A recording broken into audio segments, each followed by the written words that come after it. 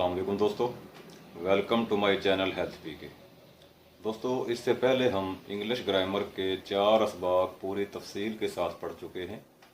चौथे सबक के एंड पर आपको एक छोटी सी एक्सरसाइज भी दी गई थी। यकीनन आपने वो एक्सरसाइज भी हल कर ली होगी और इस तरह आप पिछले चारों असबाक रिपीट कर चुके होंगे।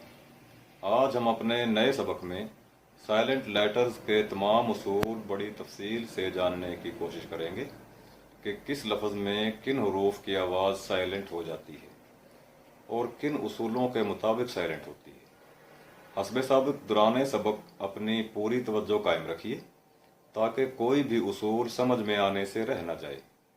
वीडियो एंड तक ज़रूर देखें, हर कदम पर कोई ना कोई नई बात ज़रूर होगी। सबक शुरू करने से पहले ज़रूरी है कि जिन दोस्तों ने अभी तक चैनल सब्सक्राइब नहीं किया, अभी सब्सक्राइब कर लें, साथ ही घंटी वाला बटन भी दबाएं। इसके बाद आपके सामने स्क्रीन पर ये 3 लाइनें ज़ाहिर होंगी। सबसे ऊपर आल लिखा हुआ है, आल पर क्लिक करें। इसका फ़ायदा ये होगा दोस्तों कि हमारी हर नई आने वाली वीडियो का नोटिफिकेशन सबसे पहले आपको मिल सकेगा और आप हमारी तमाम वीडियोस देख सकेंगे। तो आते हैं अब अपने आज के सबक की तरफ। तमाम ज़ुबानों की तरह अंग्रेज़ी में भी ऐसा होता है कि किसी लफ्ज़ में कुछ हरूफ लिखे तो ज़रूर जाते हैं लेकिन बोले नहीं जाते। इन मौक़ों पर ऐसे ही हरूफ को साइलेंट हरूफ कहा जाता है। ये साइलेंट हरूफ किसी लफ्ज़ के शुरू या दरमियान या आखिर में कहीं भी आ सकते हैं। किसी लफ्ज़ के शुरू, दरमियान और आखिर में किस तरतीब से आएँ तो साइलेंट होंगे, यही उसूल हमारे आज के सबक का मकसद और हिस्सा है। दोस्तों, किसी लफ्ज़ के आखिर में लेकिन टी से पहले या एम के बाद बी आता हो तो यहाँ बी की आवाज़ साइलेंट हो जाया करती है, जैसे डाउटफुल, बम, थम।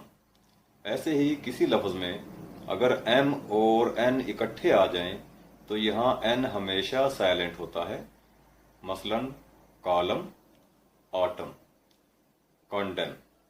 जब किसी लफ्ज़ के शुरू में लेटर के फौरन बाद एन हो तो लेटर के की आवाज़ हमेशा साइलेंट होती है, मसलन नाइफ, नोक, नो।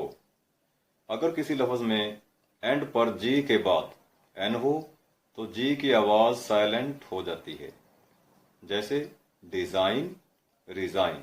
अगर कोई लफ्ज़ पी से शुरू होता हो और पी के फौरन बाद एस या एन आता हो तो यहाँ पी की आवाज़ साइलेंट हो जाएगी, जैसे नेमोनिया, साइकोलॉजी।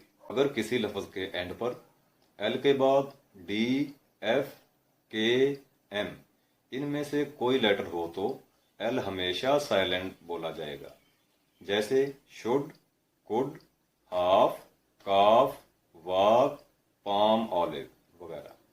जिस लफ्ज़ में एस के फौरन बाद सी आता हो तो सी की आवाज़ साइलेंट हो जाया करती है, मसलन साइंस, सीन। अगर किसी लफ्ज़ में ए या ई से पहले यू हो तो यू की आवाज़ साइलेंट हो जाएगी, मसलन गैस, गेस्ट, गार्ड वगैरह। इसी तरह अगर किसी लफ्ज़ में ओ या ओ यू से पहले एच हो तो एच की आवाज़ साइलेंट हो जाएगी, मसलन ऑनेस्ट, ऑनर। अगर किसी लफ्ज़ में डब्ल्यू के फौरन बाद आर हो तो डब्ल्यू की आवाज़ ख़त्म हो जाया करती है, मसलन राइट, रॉन्ग। किसी भी लफ्ज़ के एंड पर अगर जी एच या जी एच टी हो तो जी एच की आवाज़ साइलेंट हो जाया करती है, मसलन हाई, राइट वगैरह। कुछ अंग्रेज़ी अल्फाज ऐसे भी हैं जिनमें डी के फौरन बाद जी का इस्तेमाल होता है तो ऐसे अल्फाज में डी की आवाज़ साइलेंट हो जाती है, मसलन ब्रिज, बजट। अगर किसी लफ्ज़ के एंड पर ई हो तो ई की आवाज़ अक्सर साइलेंट होती है, मसलन like, shine, white, name, table. जब टी ई एन किसी लफ्ज़ के एंड पर आता है तो टी की आवाज़ हमेशा साइलेंट होती है, मसलन लिसन, ऑफिन।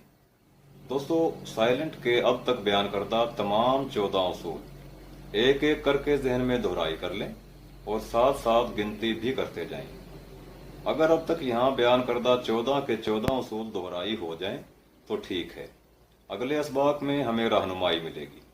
अगर दोहराई में ये 14 उसूल पूरे नहीं होते तो वीडियो एक बार फिर देख लें, ताकि हम पूरी कामयाबी के साथ अगले सबक पढ़, समझ और सीख सकें और इस कोर्स से भरपूर फ़ायदा उठाया जा सके। अपने बाकी दोस्तों और स्टूडेंट्स को भी इस चैनल से मुतारफ़ कराएं, ताकि दौरे हाज़िर की बहुत बड़ी ज़रूरत इंग्लिश पढ़ने, लिखने और बोलने में सबकी भलाई हो सके।